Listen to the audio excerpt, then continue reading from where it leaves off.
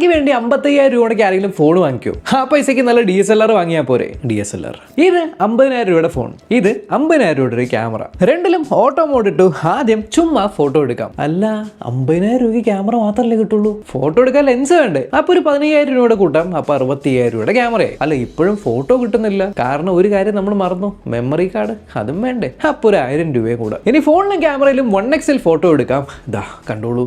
Auto mode ഇട്ടിട്ടും ക്യാമറയിൽ കുറച്ച് setting ഒക്കെ അഡ്ജസ്റ്റ് ചെയ്തതിനു ശേഷമാണ് ഇത്തരത്തിൽ ഒരു ഫോട്ടോ കിട്ടിയത്. ഇനി 1XL ഒരു പോർട്രേറ്റ് എടുക്കാം, 2XL ഒരു പോർട്രേറ്റ് എടുക്കാം. അല്ല ക്യാമറയിലെ ഫോട്ടോക്ക് എന്താ തീരെ ബാക്ക്ഗ്രൗണ്ട് ബ്ലർ ഇല്ലാത്ത?